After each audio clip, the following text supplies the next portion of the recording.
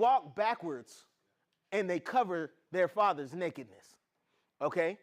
And so when Noah sobers up, he knew Ham went in there and saw him naked and thought it was funny, was playing around. And so he curses Ham's son. He doesn't curse Ham. He says, because you did this, your son, he is going to serve your brothers for the rest of their life. Right? Now, he puts the curse on his son. What was his son's name? Canaan. Canaan. These are the Canaanites. This is the land of Canaan. Right? And amongst the land of Canaan, Canaan has sons. They are filling up this land. We got the Amorites, the Jebusites, all of the ites. Because of the sin of Ham, it's about to go down. So basically, murder is only the intention behind it. Murder is the intention behind it. It's not murder. Murder is the intention behind it. But let's say you were going to war, right? And I guess you could say in some atrocities of war, yes, you could still say it is sin. But if we go to war, we still go to war because of the effects of sin. But if I'm drafted and I have to protect my country and my land, I'm not sinning because I hate them. I am protecting my country. Okay? And God says, hey, this is what we have to do. And this is the state. And God maneuvers through a fallen world. And he says, here, this is what's going to happen. The wages of sin is death. And so here it is. You're going to go against these wicked people. And so he says, hey, I want you to go into this land. And I want you to, and I know this is going to sound crazy because a lot of people are like, yo, man, I don't get it. God says, I want you to kill the women and the children and the animals. I don't want you to leave nothing. And there is a reason why he did that.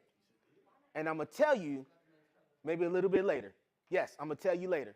But what we want to know in the book of Joshua, basically summed up, is this. It's a conquering book.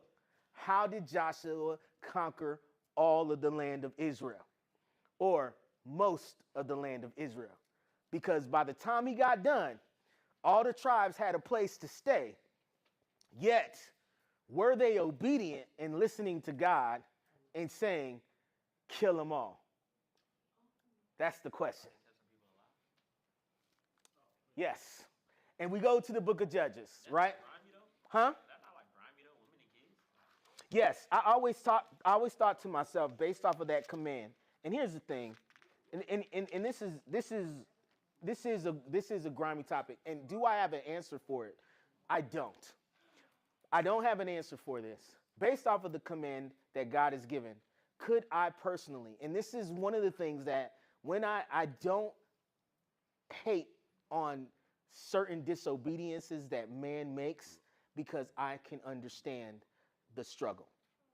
If I was in the army of the Lord and I was told to kill women and children, and I'm running around and I bust into a house and it's got women and children hiding in a little corner, my question is, could I do it? In the sake of God, for who I believe in, right? But at the same time, if God commanded it, right, and I didn't do it, what happens to me? Yeah, right. Man, I can't do it, man. I can't do it. Wow, you weak. Come over here. Let's go get it. Yeah. No. Anyway, no. Listen. Like I tell you, it would be crazy if we could just, just as we look at it. But I'm gonna tell you the reason why. There is a reason why God said it.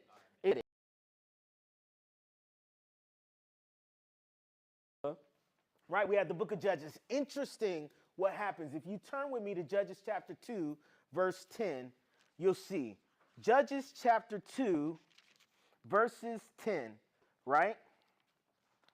Joshua, okay, I'm going to start at 8, right? It says, Joshua, son of Nun, the Lord's servant, died at the age of 110, right? So that he lived 110 years. The people buried him in his allotted land in Timnath Heres in the hill country of Ephraim, north of Gaash. Okay. Now it says that entire generation passed away. What's that entire generation? Do y'all know what that entire generation is? The generation that was in the wilderness that came into Israel.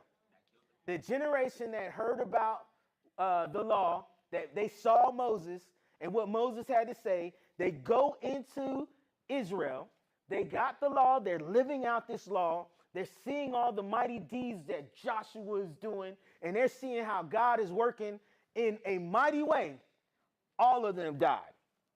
Okay? Happy. Okay? Not bad. They died. They just get old. Okay? It says a new generation grew up that had not personally experienced the Lord's presence or seen what he had done for Israel. Now, here's the crazy thing. One generation, their children, all it takes for what happens next. It says, the Israelites did evil before the Lord by worshiping Baals. They abandoned the Lord God of their ancestors, who brought them out of the land of Egypt. They followed other gods, the gods of the nations who lived around them. They worshiped them and made the Lord angry. They abandoned the Lord and worshiped Baal and the Ashtoreths. Okay, so here we have one generation, and they done buck wild out. Now, why do you think they did that?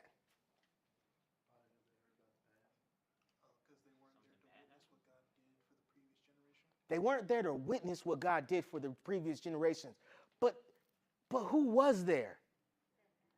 Their parents. Let me tell you something. When you have children, it is your job to teach your kids about God. It is your job to share your testimony. It don't even mean have children. It's your job to share your testimony with people who are younger than you, to tell people about God with people who are younger. We are so into us in our life and how we're going to make things right for me, myself, and I, and we don't necessarily spend time investing in those who are younger. So, like you said, I understand because you're supposed to train up a child and all that. But does it say that the parents, taught their children? Like, what if it's just kids that are just being rebellious? Because you know how, like, some kids grow up in really strict, like, traditional, conservative households, and then they get to college and go buck wild. You know what I'm saying? Yes. So, like, they get all that training when they're young, but once they get a moment of freedom, or once they get a moment where they're not being told what to do, or what to feel, or what to believe, or what to follow and not to follow, they get out there and just start doing it. They just go buck wild. Yeah, that's what I'm saying. So was it like a rebellion thing? Yeah. They were just ignorant. Well, what we find is this. The whole law is lost. They don't even know where it is. How? Because they could care less. Nobody in the whole generation believed in like nobody. So, but they were aware of God, right? But they were aware of God in a general sense and how they should obey. And so they did have people, they did have places where they still had priests and different things like that. But we're going to see later where these guys was just forgetting where the law was, where the Bible, and you got to understand, not everybody could read, by the way. Okay? So we ain't got, they didn't have Bibles, you know what I'm saying? They had the law. Not everybody could just be reading, right? You would have the priest who they would read the scripture and they would tell the people this is the following of whatever like that. But still, they did not care to know, and so they ended up doing what they did. Let me ask, what do you want to say? If they could read, how could they know who could read? How is they knowing if that person is telling the truth about what's being like? So here's the thing. Here's the thing. I'm just saying they can't read. How they know what's on the paper if they can't read the paper? I'll put it this way. Yeah, no, it was told. It was told. Here's the truth. Here's the truth. But look, I'm gonna answer that question. For an example, For an example, here's how you know. Here's how you know. Here's how you know. If you're disobedient to God, and there's stories about this, Kayla, there's stories about this. If you're disobedient to God, right, and you see the ground open up and swallow a whole family, right, you're going to understand that what homeboy just read obviously has some truth to it, okay? And so you're going to listen to the man of God, right? And even to add on to that, later on we're going to have prophets, and people were afraid of the prophets because the prophets always gave the word of God, and they'd be like, bruh, I see what you're doing, and the Lord told me you better get it straight or else. And they'd be like, yo, prophets, you need some bread, you need some whatever, just keep it moving, you know, because if you ain't here, then I'm good. But if you here, you might say something bad. You know how people in worship move, they be in church nowadays, and they got the prophet on the stage, and they're like, please have a word for me. You know, the prophet's just walking back and forth. He's like, stop, stop, stop. You know, and, you know, I want a word from Jesus. You know, and you know, they just want to be called out, right? Back then, that's not how they operated. They was like prophets in the sanctuary. I'm going to go get something to drink. You know what I'm saying? I ain't about to go back in there. They in the lobby waiting. You know, prophets like, there's somebody in the lobby right now. You like, crap, the TV's on. Oh, no. So anyway, the thing is, when God speaks, he generally comes with a sign attached to what he has to say. When he gave the law and he had a sign with it, right? He spoke, and the thundering and the lightning and all the people was like, yo, we don't want to be around this presence. Talk to Moses. Moses talked to us because this is too much, right? God, when he brings his word and he brings his truth, he makes sure that there is a sign that comes with it. So they would have known, right, that it was the word of the Lord. It was consistent. But here's what happened, right? I told y'all that Joshua, in his time, did not completely conquer everything, in the sense to where they did fight, but they didn't kill all the women and children. They kept some of them. Right? Now, you know, we make them a slave, or, you know, then they like them a little bit. We just let you stay over there, right? What ends up happening is this. In this place of Canaan, they got two gods, right? It's El and his wife, Asherah, okay? And El and Asherah, they have a son named Baal, okay? Baal, right? And so, Baal, but it's actually pronounced Baal in the Hebrew text, yes. I'm sorry, I need to slow down. Baal. They have a son, Baal, who's pronounced Baal, you know what I'm saying? So, yes, he's like, no. He tried to stop laughing. So, anyway, El and Asherah have a son, Baal. I'm just going to say Baal to make it easy, right? In this religion, right, this is a fertility God who is also the God who brings rain and everything like that. And so they worship this God, and El, he kind of starts to drizzle away. And Baal marries his mother. Yes. Okay.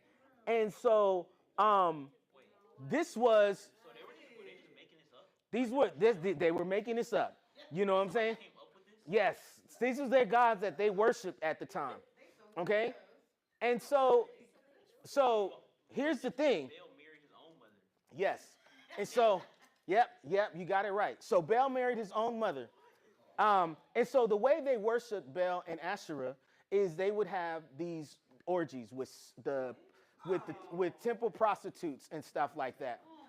And you know, some of them would probably be sex slaves or, you know, traffickers and things like that. And that was the way that they worshiped them. Another god was Moloch that they had there as well. And Moloch was one of the gods, and I told y'all about that. They would burn underneath his hands, and they get it really hot, and the women would sacrifice their children, put it on the burning hands, and the child would burn up while they beat these loud drums so you don't hear their cries. So you start getting in relationship with some of the people in the land, and their gods and their practices started to basically rub off on the people of Israel. And now Israel, who's supposed to be serving one true God that got them out of Egypt, now they're starting to serve Baal and Asherah and Moloch.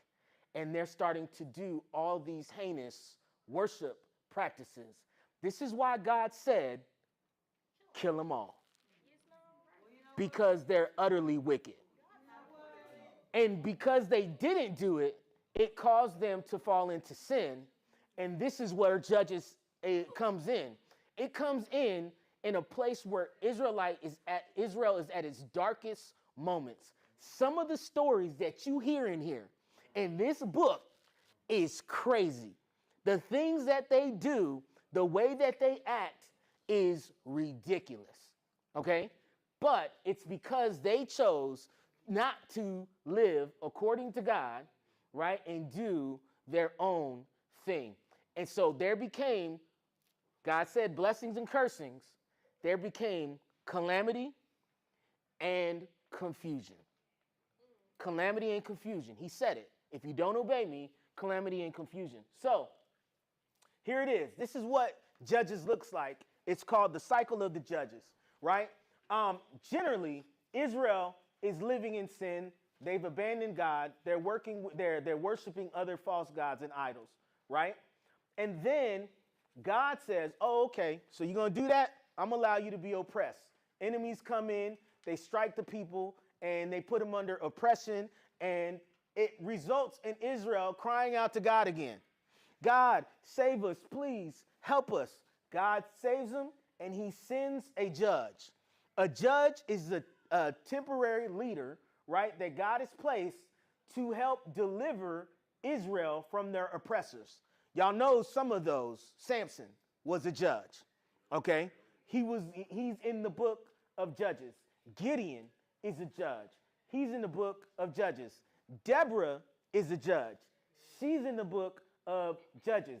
And there are other people who are in this book who deliver Israel from their oppressors, okay? Peace is restored, right? And now that everything is good, guess what they're going to do? Fall right back into sin. And this is the cycle of the life that they live. Now, we see it as Israel and we say, man, that's crazy.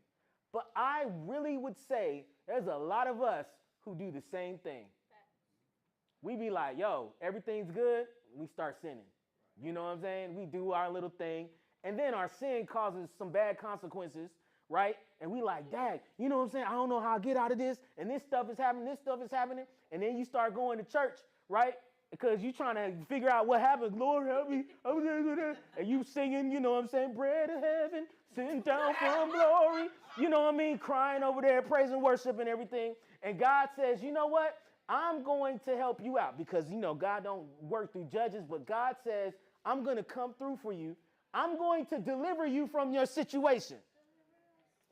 God delivers us from our situation. And then there's peace. Oh, thank you, Jesus. Oh, I praise you. I love you so much. I'm going to go to church all the time. I'm going to do this. I'm going to join this. 2 weeks, you good. And one of your boys call you back. One of your homies call you back. One of your girls call you back. And now you falling back into sin. And the cycle continues. Okay? We have the same issues like the book of Judges, right? Israel was going in circles, but what they weren't doing was they were not seeking to follow Christ and what he had to say. So this is the cycle of the Judges. And in the book of Judges, you see that consistently. Okay? Now, after Judges, though, there comes a very nice book, okay? A very beautiful book. And that is the book of, come on, listen to me, Ruth, okay? Now, this book is a very interesting book. I want to tell you something. This is me geeking out a little bit, okay? When it comes to the Bible is written in two major ancient texts, right? The Hebrew text, right? This is the Old Testament. So the Bible was originally written in Hebrew.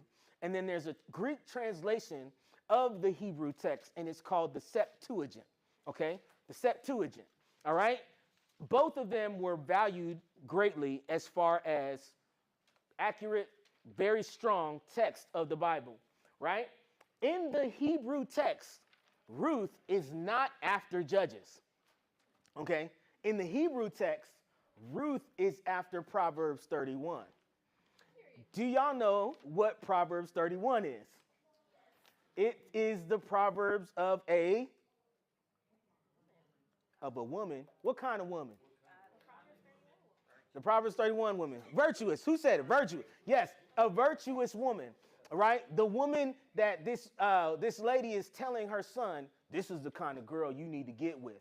And then what happens is right after that, they throw Ruth in there. Like, here is the example of the virtuous woman. Okay? So, but Ruth in the Septuagint and Ruth in our English Bibles, which follows the pattern of the Septuagint, does not put Ruth behind the virtuous woman passage at the end of Proverbs. Why? Shouldn't it have been there? Oh, somebody said she must not have been that virtuous? Oh, that's messed up, man. I hope Ruth heard you from heaven. When you go up, you're gonna have, oh, so I ain't virtuous, huh? Nah, just all right, so no. If we read Ruth chapter 1, verses 1, it tells us clearly. It says, during the time of the judges. Bam.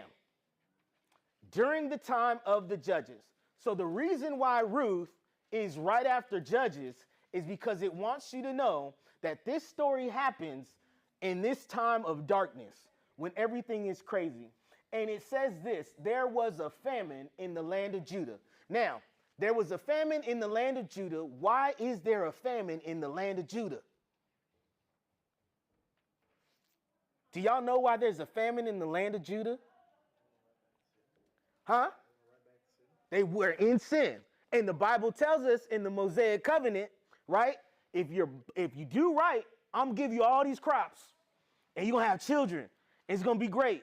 But if you do wrong, I'm gonna cause confusion and calamity. And so now they're in the middle of a famine, which just shows that in their sin, God's promise, his conditional promise, is actually playing out in their lives. And so they ain't got no food and everybody's hungry, okay? And Ruth is married to a man named Elimelech. Elimelech is just a name that means a man of God, right? And the reason why it says that is because you'll see he ain't gonna stay long in the book of Ruth, right? And he has a son called Mahlon and Chilion, and that just means weakly and sickly. So it says there was a man of God, he had two sons, weakly and sickly, right? And so basically what happens is the man of God dies, weakly and sickly die. Okay? And so now it's just Naomi. And Naomi is left with her two daughters from the sons that were married, that her son married. So her two daughter-in-laws. And so she says, go on to where you're supposed to go and I'm going to go home and die, basically. And Ruth was like, no, I'm coming with you. Your God will be my God. Your people will be my people. And, all of that good stuff. So she goes home with Naomi. And Naomi is like, okay, listen, I got to get you hooked up with somebody. We need to eat because we ain't got no food. So, of course, according to the law, right, you're supposed to let people, if you are gleaning in the fields, like let's say you're harvesting, gleaning. Let's say you're harvesting from the fields, wheat and everything. If stuff falls behind you, you ain't supposed to pick it up. You're supposed to leave that for those who are in need, those who need food and stuff. They can come behind you and they can pick it up. And so she sent Ruth to this guy named Boaz, who had a field. Now, Boaz was considered a righteous man. Nice, good guy. I don't know if he was handsome. It doesn't say he was handsome. Look, it says people are handsome, but it didn't say Boaz was handsome. Everybody be trying to make it seem like he was handsome. It didn't say that. It just says he was a righteous man. But Boaz sees Ruth working in the field. And he like, who that? Who that is? You know, and so he was like, throw some extra wheat, make sure she can eat something, you know what I mean? And so he starts helping her out. Now, Naomi, when she come back with all that wheat, she was like, you got all that wheat from gleaning? Yes, all from gleaning. Yeah, just gleaning. This Negro right here is feeling you. Oh, he ain't feeling me. Don't say that. Don't say that. Nah, you got all that wheat? Nah, there's something going on. And so she starts setting it up. She starts setting it up to where they can be together. And long story short, Boaz decides, hey, I'm going to marry Ruth, and he ends up marrying Ruth. And so the book of Ruth ends this way, right?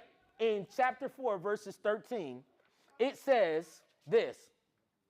So Boaz married Ruth and slept with her. The Lord enabled her to conceive, and she gave birth to a son. The village said to Naomi, that's her mother-in-law, may the Lord be praised because he has not left you without a guardian today. May he become famous in Israel. He will encourage you and provide for you when you are old, for your daughter-in-law, who loves you, has given him birth. She is better to you than 7 sons. Naomi took the child and placed him on her lap. She became his caregiver. The neighbor women gave him a name, saying, first of all, you ain't giving my children a name. Ain't no neighbors naming my kid. You know, they're talking about the neighbor women gave him a name. Okay, all right. The neighbor women gave him a name, saying, a son has been born to Naomi. They named him Obed. Now, he became the father of Jesse, David's father.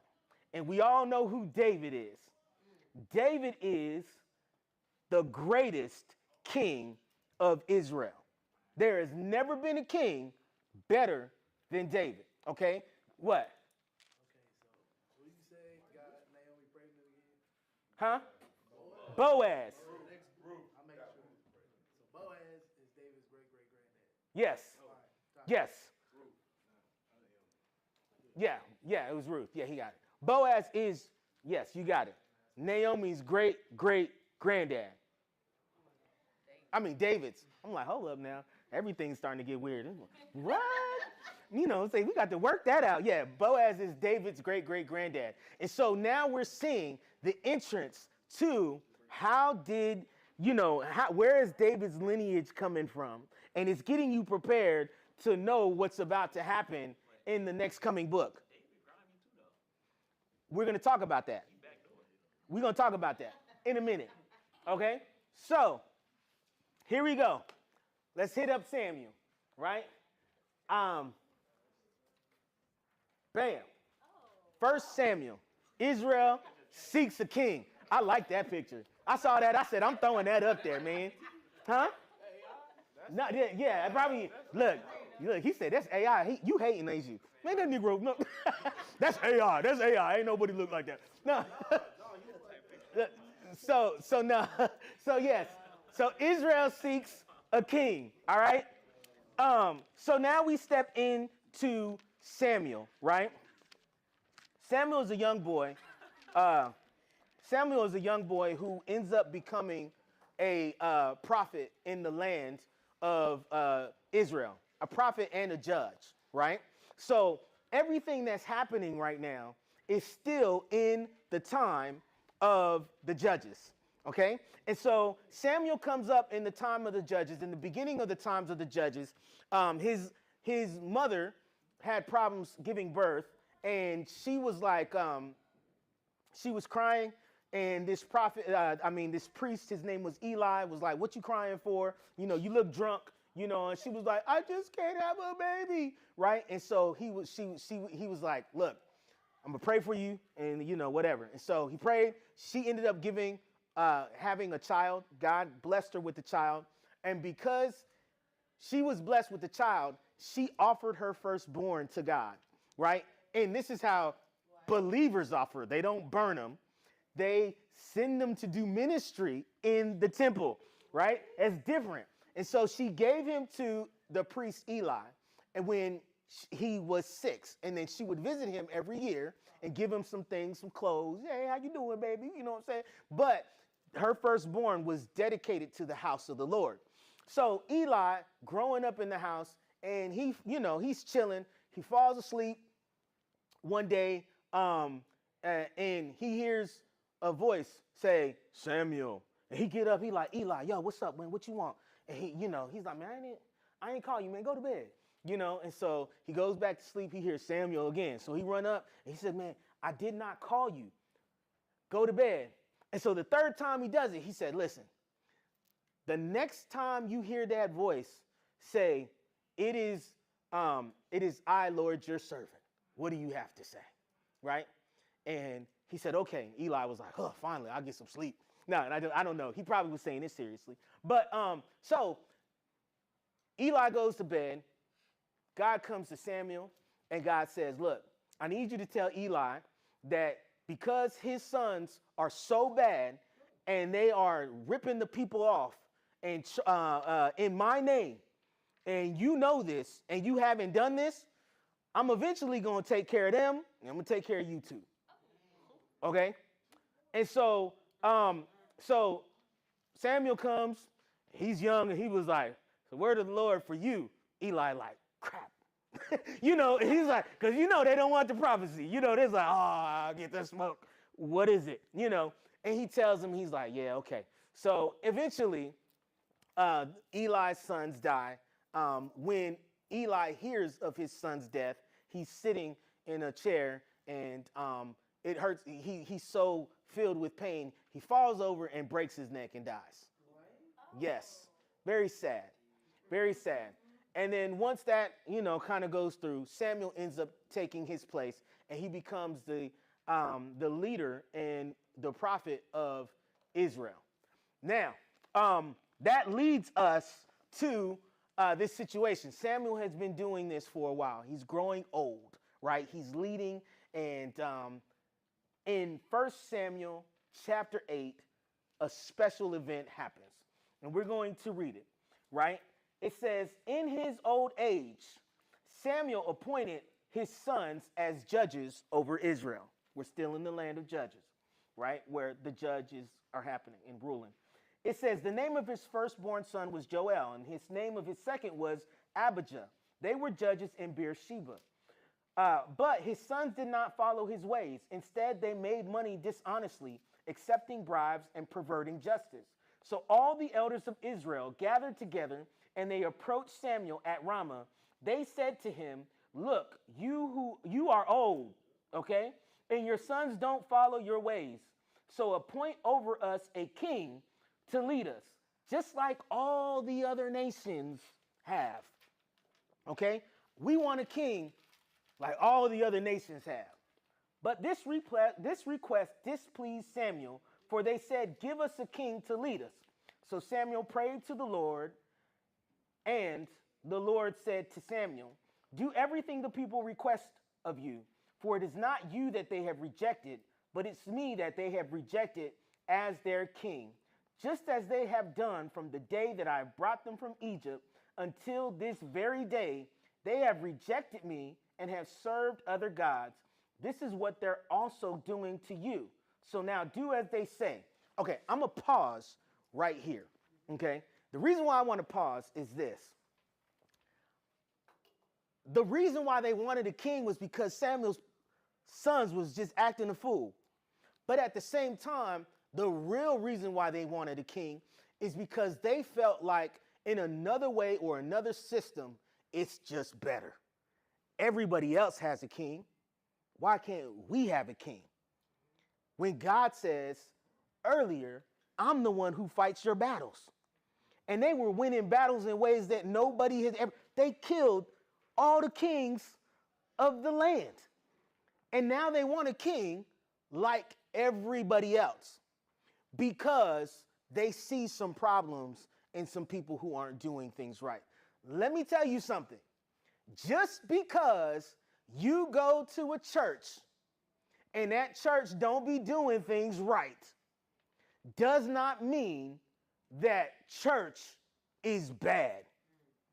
It is the system that God has set up.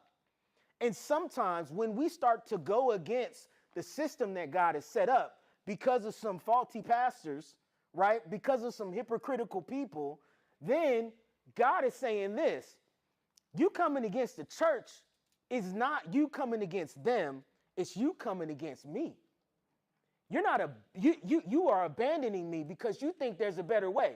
Oh, I'm gonna just stay at home and I'm gonna watch it from YouTube. I don't need nobody. I'm gonna go in, I'm gonna get my little word, and then I'm gonna go out. Because I don't like church folk. I don't want to deal with none of them.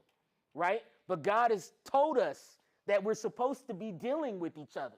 We're supposed to be in community and fellowship, but we have decided we don't want to do that because the church is filled with what?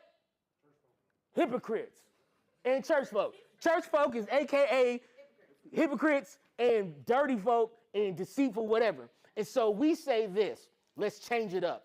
Let's do something totally different, right? And we're going to do stuff that we see other people doing around. And we're going to go after that instead of what God says this is what the church needs to look like.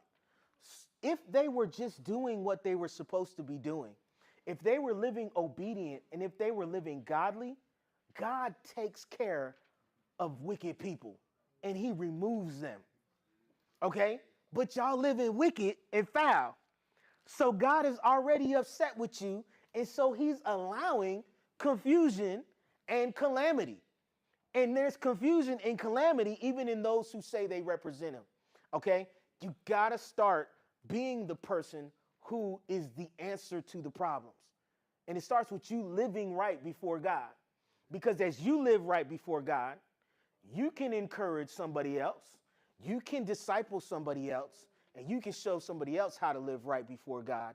And before you know it, you are rebuilding the church instead of running away from it.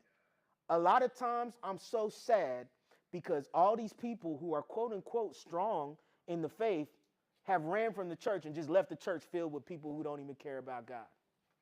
And that's foolish. Okay? And so God is saying this. All right, so they want a king. Okay, give them a king. But don't get offended, right? They are not abandoning you. They're abandoning me, just like they've been doing the whole time. Just filthy, hard-headed, knuckle-headed boys since they've been coming out of Egypt. So 10 says, Samuel spoke to all the Lord's words to the people who were asking him for a king.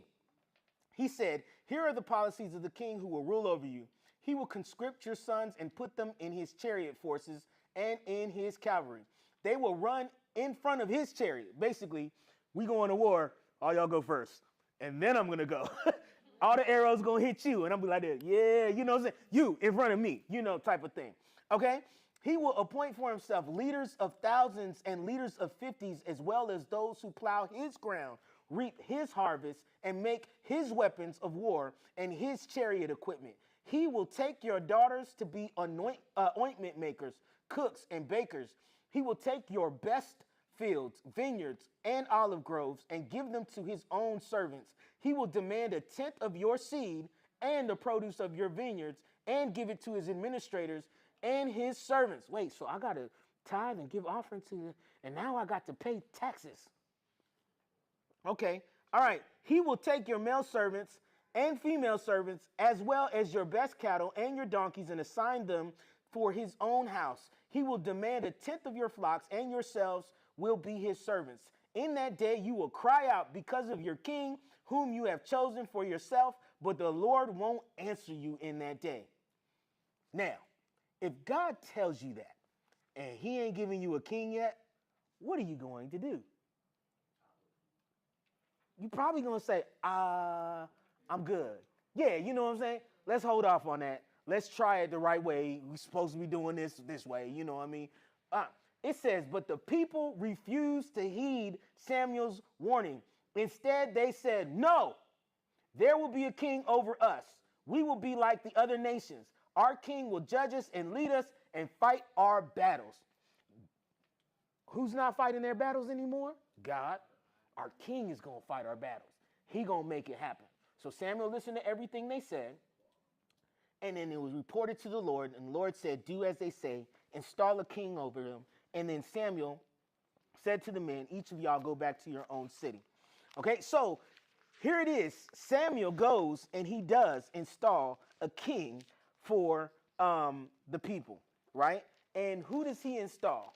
He installs a man by the name of Saul. Saul, this is Saul right here. And the reason why I have this as Saul is Saul looked like a king, right? They said this dude was shoulders above all the other people. Dude was a beast, you know, and when they looked at him, they was like, oh, we got a king like a bug. And so they was excited because finally they had the king they was looking for, right? But there was one little problem. Saul didn't have a heart for God. Saul liked to do things his own way. God would be like, here, I want you to go left. Saul be like, I'm going to go right, type of thing. I'm going to do it my own way. And so Samuel made Saul king, but eventually he was like, yo, I am done with this dude. And I can't have him leading. You know, I actually am sorry that I ever made him king, you know. And so God said, yeah, you know, this dude is no longer the option. I'm going to have you appoint a new king, right? So he sends Samuel to appoint a new king. But Samuel's afraid because he thinks that if Saul thinks I'm going to appoint a new king, he's going to kill me. So he says, man, just go to this town. And I need you to, when you go to that town, right, just say, hey, I'm about to sacrifice a donkey for worship in the town, which was true. God told him to do that, right? And this is the thing. Well, I'm actually reading it to you. I'm actually telling you what I'm reading. Okay. And so this is what the Lord said. How can I go? Saul will hear about it and kill me. But the Lord said, take a heifer with you and say, I have come to sacrifice to the Lord. I'm reading out of 1 Samuel chapter 16, verses 2, if y'all are interested. Then invite Jesse to the sacrifice, and I will show you what you should do. And you will anoint for me the one I point out to you. Samuel did what the Lord told him. When he arrived to Bethlehem, right? That's the house of bread. Bethlehem is a big time city, okay? Elimelech was from Bethlehem, the house of bread, even though they were in a famine, right? Ruth's husband. And now we're back in Bethlehem, and we know in the future somebody's going to be born in Bethlehem, right? And that person is Jesus. You know, so a lot of things happen in Bethlehem throughout the history of Israel. And Bethlehem's a small little city. Oh, little town of... Okay, anyway, y'all ain't heard that song. Never mind. All right. The elders, okay, it says Samuel did what the Lord had told him. He arrived to Bethlehem. The elders of the city were what? Afraid to meet him. Just like I said, when prophets come into the land, it says this. They said, do you come in peace? He said, yes, in peace. I've come to sacrifice to the Lord. Consecrate yourselves. Come with me to the sacrifice, right? And they was like, who? Okay, children, y'all can come out. All right, everybody, y'all good. We good. We good. And so everybody's like, it's a sacrifice in the building. We good. Peace. All right. So you said what? No, I just said that was crazy. Oh, yeah. So he consecrated Jesse and his sons and invited them to the sacrifice. When they arrived, Samuel noticed Eliab, right? And he said to himself, surely before the Lord stands this chosen king. But the Lord said to Samuel, don't be oppressed by his appearance or his height, for I have rejected him. God does not view things the way people do. People look at the outward appearance, but the Lord looks at the heart. Some of y'all women need to make this y'all life verse. Do not look at the appearance or be impressed with the height. God may have rejected him. It said God is looking at the inside. Y'all need to say, Lord, show me the inside and let me be attracted to the inside instead of the height and the appearance. You know what I'm saying? Yeah, y'all like that ain't working. So that's how you end up with the wrong man. Anyway, so all right, bringing it back. Samuel was looking at him and he was saying, okay, I think this person is the one. And God says, the people that I use, right, I look at the inside to use them.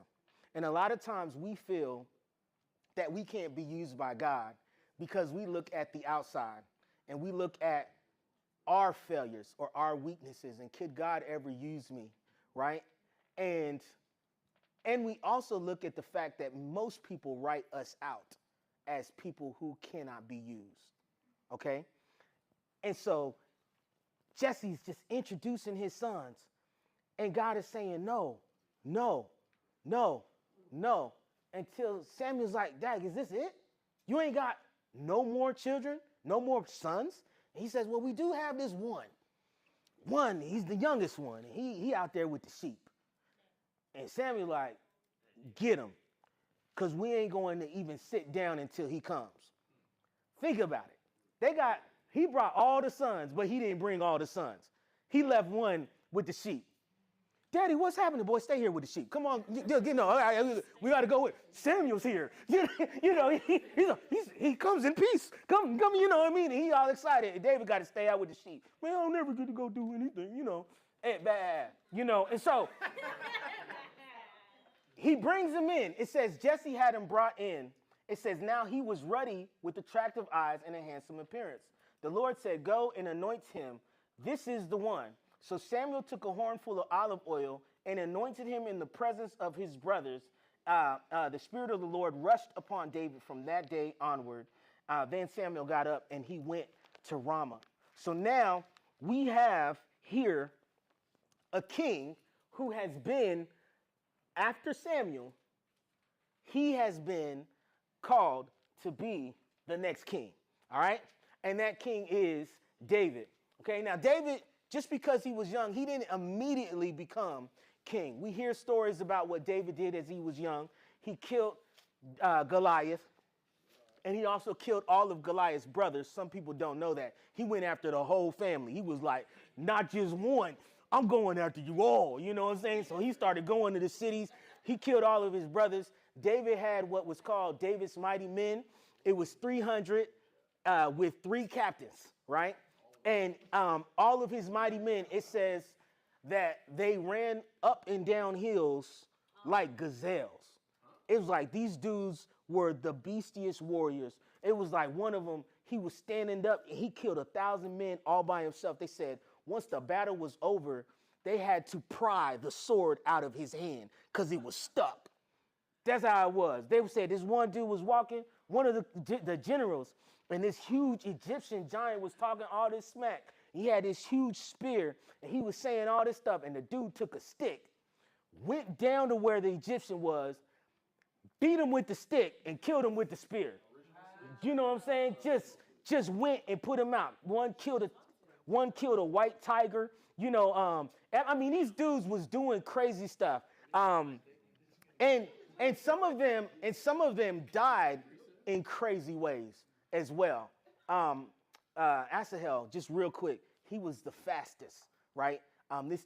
They said this dude ran so fast. And one day, they were fighting against the enemy, one of the generals. There's this dude, General Abner. He was on Saul's side. And they got in a fight. And Abner killed Asahel's father. And Asahel got mad. He started running. He saw him far off, and he started running after him. And the general's running, and Asahel's running after him. And he's gaining ground. And the general's like, yo, stop chasing me. Stop chasing me. Homeboy just running. And he got himself, he's not stopping. He's not turning to the left or to the right. And as he gets close on Abner, right, the general under Saul, the general stops and puts his spear back, the butt end of his spear, not the sharp one. And it said, dude ran through the spear and died. That's how fast he was going. Ran through the spear. No, just whole. He didn't split in half. No, that would be crazy. No, but no, it's just, it busted in and out. David, partner, the one with the wife, he one of them people? Huh? David homeboy, the one with the wife? Yes, he was in the 300. So you're talking about Bathsheba's husband. Yeah. Yes, he was one of Uriah was one of David's mighty men. And so, but the thing is with Uriah, and he's talking about the problem that David made. Because David, although what makes David a great king, right, and the greatest king, is that David was a man after God's own heart, okay? This dude was a man after God's own heart. So we're going to explain what that means because of what you're mentioning. David one day, all right, he is, it says, when kings go to war, David chose not to go. He says, I'm going to chill today. I'm going to chill this season. Take this summer off, sabbatical. You know what I mean? What do they call it? Self-health. Self-care. That's what he said. I'm going to do self-care. I'm going to get a facial or whatever like that. So he's feeling good. He goes out into the balcony. He sees this woman taking a bath on the roof. And that boy was like, Dad, you know what I'm saying? He was like, yeah. So he said, go get her for me, okay? They get her. She comes and he sleeps with her, right? And they sleep together. And then she says, yo, I'm pregnant. And this dude was like, Dad, how can I fix this? Okay. So he gets Uriah, who's her husband, and he brings him back from war. And he says, yo, yeah, man, I just want to check and see how battles is going out there. He was like, oh, yeah, man, it's going well, you know what I'm saying? And he gets him a little, you know, drinking, gets him a little loose. Hey, man, go to your house, man, be with your wife. And he like, nah, man, I can't do that. Not while my boys is out there fighting. They can't be with their wives. I'm not going to go be with my wife. So he sleeps on the floor. And homeboy is like, you know what I'm saying? I can't get him to go to his house. Because if he went to his house, then he could sleep with his girl. And then he could think that that's how she got pregnant. So the dude refuses to do that. Okay? And so David says, all right, cool. Come stay with me tomorrow, get something to eat. I'm going to give you this letter. I want you to give it to Joab. Joab is one of his generals, also his uncle. Okay? So he says, give it to Joab. So he takes this letter and he comes back and he gives it to Joab. Joab opens the letter. This is how faithful Uriah is. It's got a seal on it. Uriah don't even look at it. Gives Joab the letter. Joab reads it and he says, hey, when it gets to the heat of the battle, I want all y'all to back up and leave Uriah to fight by himself. And Joab, if y'all know Joab is David's cleanup man. Joab does all the cleanup. Like he the one that fixes it. So Joab says, I got you. They go to war, and in the heat of the battle, Joab get all the men to back up. And Uriah's like, K. Yo, K. What's the deal, K? You know what I'm saying? And he dies, okay? And it was sad, you know what I mean? But I'm pretty sure he took, like, a lot of people out, maybe. If that's what I would like. If they made a movie, I would like him to go out like a G. Just be like, all these people dying, and he's like, you know, type of thing. But yes. Didn't he know it was his wife beforehand, too? Or did he not find out till after? Oh, yeah, he knew it was his wife beforehand. Yeah, he didn't care. Yeah, so yeah. So here's the thing. Soon as Uriah's dead, he's like, man, I don't want to leave the wife alone. Let me go ahead and marry her. And so he marries her, and, you know, she's pregnant, and everybody's happy, right? Yes. And so one day, Nathan comes, the prophet. Crap. I should make that the statement. Every time you hear the prophet, crap, you got to say that because, you know, it ain't necessarily going to always be good. So Nathan comes, and he says, I'm going to give you this story. He was like, yo, there was this man, right? And he only had one sheep, right? One nice little sheep. And he used to take care of that sheep. And there was another man who had all these sheep. And then some people came over to the man who had all these sheep, and they wanted to eat something. So the man said, instead of killing one of my sheep, I'm going to take that dude's sheep, I'm going to kill his sheep, and I'm going to feed the people. Now, David was like, what? Who did that? No, man, we're going to have to kill that dude right now. You know, David's ex-shepherd. You know what I'm saying? He already mad. You know what I mean? Ain't nobody taking nobody's sheep. Ain't nobody taking Fluffy. You know, he thought he got relapsed, you know. And Nathan was like, Nathan was like, you that man. He was like, what? I'm that man. He was like, you can have all the women you want in the world, but you're going to take this dude's wife and then you're going to kill him. Then David was like, yeah, that's me, that's my fault. And yeah, I did that. And then he says, because of that, the baby's dying, okay? The baby's not going to come out, you know. And so he prayed. David prayed the whole time she was pregnant. And he just begged God, could you please spare the child's life? Please spare the child's life. Please spare the child's life. He refused to eat. And God said no, okay? And yes, and so God says no. And but the thing about David is David repents. That's Psalm 51. And yes, create in me a clean heart, renew a right spirit in me. Cast me not away from thy presence. Restore unto me, what is that? And what? Cast me not away from thy presence. And dang it, I'm missing a part of that scripture. But restore unto me the joy of thy salvation and renew a right spirit in me. Okay? So he comes to God and he repents. Here is what makes a man of God. A man of God repents when he does wrong. A woman of God repents when they do wrong. Anybody who is of God repents. The law tells you what to do when you sin. And what David did is he never made an excuse for his sin. He never said, nah, man, it's whatever, man. I'm do what I want to do. I'm the king. Okay, kill the baby. That's cool. She mine. You know what I'm saying? She's still mine. I still got her. Uriah, whatever, like that. He could have added a total fool, but that's not what he did. He repented and he came back to God and he said, I'm sorry. So the thing about God that he liked about David was a covenant king. And a covenant king basically meant he followed the Mosaic law. And because he followed the Mosaic law, the land experienced blessing. And so we see here in 2 Samuel chapter 7, it says this. The king, that's David, settled in his palace. Dude got a palace now. For the Lord gave him relief from all his enemies on all sides. So here it is. If you do the law, if you follow my word, you get a blessing, you get crops and children. David got children, David got crops.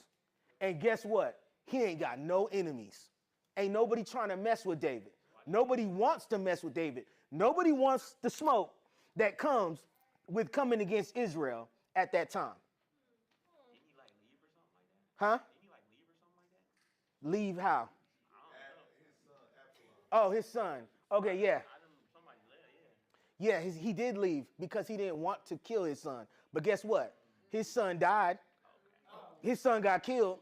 He went against the wrong one. And, you know, and the thing is, and I don't want to get into that. Look, but yes, I'm gonna just stay right there. His son died. It's a crazy story, too. Yeah, but that's later. So David says this. Okay, he says, relief from all sides. So the king told Nathan the prophet. This time they chilling playing dominoes. Okay? He says, look, I'm living in a palace made from cedar while the ark of God sits in the middle of a tent. Nathan replied to the king, you should go and do whatever you have in mind, for the Lord is with you. So now David is like, dog, I got this great palace and my God ain't got nowhere to stay. Okay? I got to do something for him. Thinking about God all the time. That night, the Lord's message came to Nathan. He said, go tell my servant David, this is what the Lord has said. Do you really intend to build a house for me to live in? I have not lived in a house from the time I brought the Israelites up from Egypt to present day. Instead, I was traveling with them and living in a tent.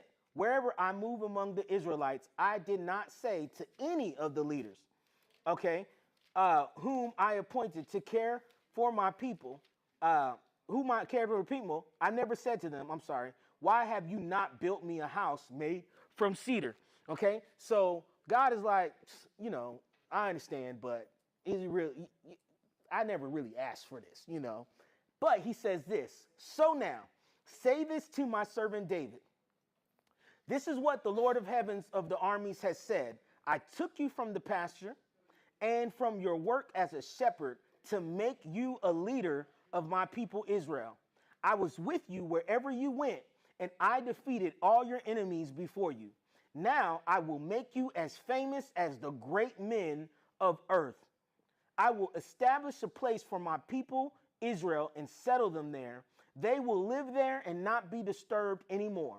Violent men will not oppress them again, as they did in the beginning and during the time when I appointed judges to lead my people Israel. Instead, I will give you relief from all your enemies. So now he makes a promise to David. He says, in present time, this is what I'm about to do for you. Okay? This is what we call part 1 of the Davidic covenant. Okay? I'm going to make sure you don't have to worry for the rest of your life. And you're going to be a great name the whole time. Everybody's going to be like, David, man, that's the dude. You know, dude already had a couple of CDs and albums out.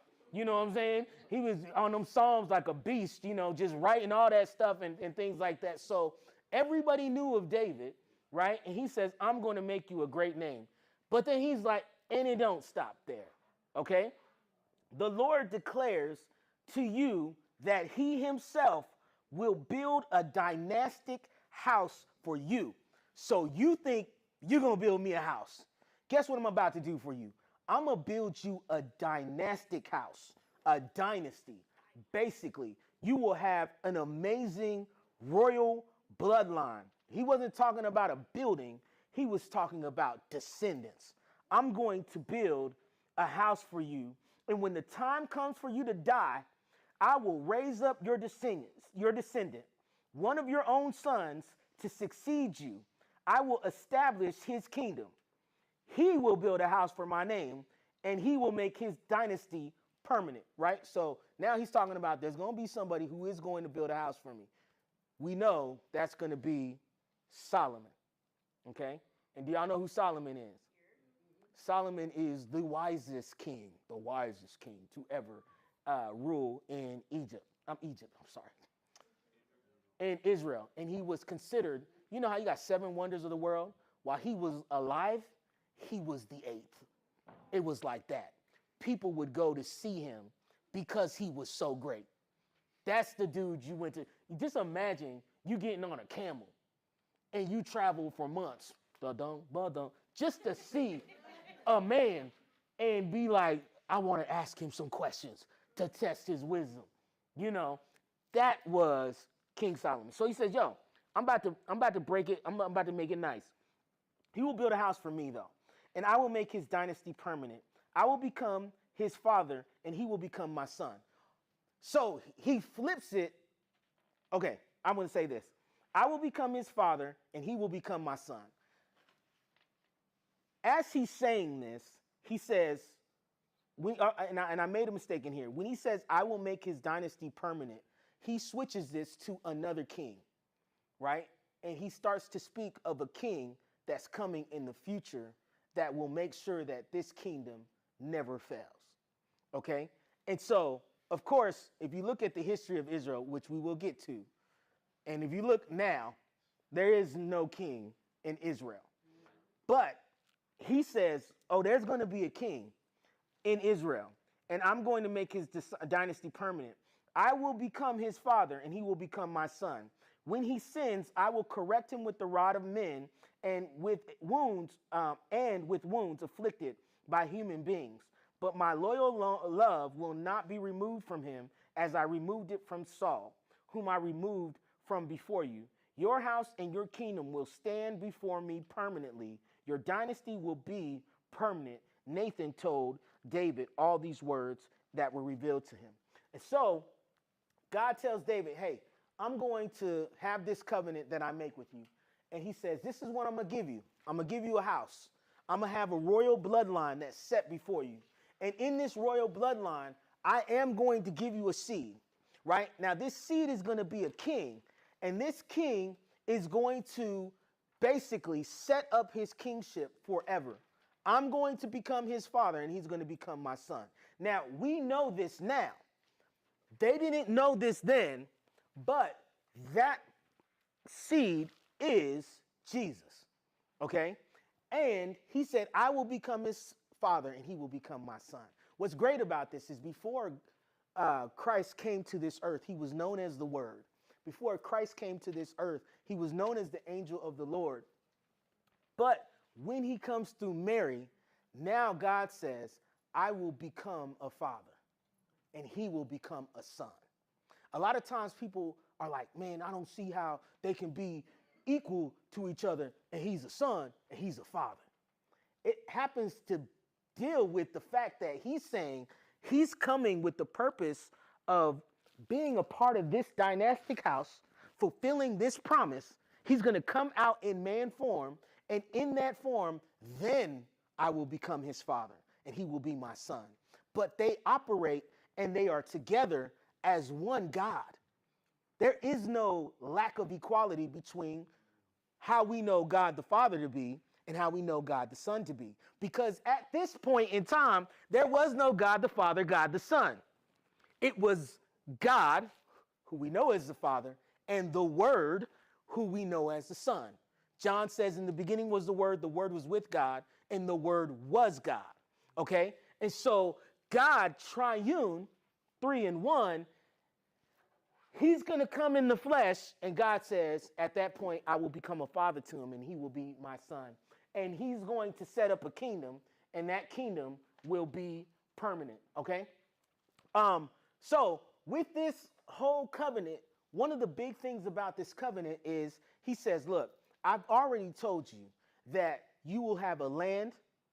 Through Abraham, I said, y'all would have a land, a people, and a worldwide blessing. And so far, David, as you have listened to me through the Mosaic covenant, you've been obedient, right? And because you've been obedient, y'all are experiencing blessings and not cursing. I'm going to give you another covenant that's unconditional, which means it doesn't matter what you do, David. I'm going to make this happen, right? It doesn't matter what your children do, which is key. I'm going to make this happen. I am going to develop a royal household for you. I'm going to have a king come, and he's going to be the great king, and he is going to set up a permanent kingdom. Now, after this was given to David, people of Israel who knew of this promise and this covenant started to expect a messianic king who would save them. And whenever they found themselves in trouble, they knew that there was a promise that was given to David that we will have a king one day, but we don't know when he's coming, right? And so God is saying this: out of the 3 things that I told Abraham, land, a people, and a worldwide blessing, I'm starting to give you a hint of what that worldwide blessing is going to be and how it's going to happen. It's going to happen through Jesus. That's the 3rd section of that Abrahamic covenant. It's given to us in the Davidic covenant. There's a king that's coming. And when that king comes, he is going to make a permanent rule, and everybody in the world is going to be blessed because of it. And so now the expectation for the king is here, and we should be excited about Christ who is to come. Now, of course, we ain't going to get on Christ yet because there's still more to get to be in between. But that is the first part of season 2. Any questions? Y'all good? Questions? Y'all got it? Y'all understand? Good. Remember that, all of it, because I'm gonna test y'all. Right. Some people got test issues. All right, we got to go because time is up. Did you need to say something? It looked like you had to say something. Okay. I got to remind y'all, this Friday is First Fridays. So please come and show up if y'all want to play basketball and you got your team and everything. Last time there was a team that nobody could beat. So hopefully we can get somebody to beat that team. All right. We also generally have food. We have pizza and stuff, but we're not having pizza this time. I don't know. Why can't I tell him? I put it this way. I put it this way. I spent 4 times as much to get this to come, right? No, Chick-fil-A is too basic, man. Nah, I'm not. Nah, wings. Nah, y'all gotta come. I got something that is gonna be fire, basically. All right. So yeah, you know what I'm saying. I went to Texas de Brazil, and we got steaks. Nah, just playing. Nah, we ain't. Man, I ain't doing y'all for no Texas de Brazil. How much for 40 steaks?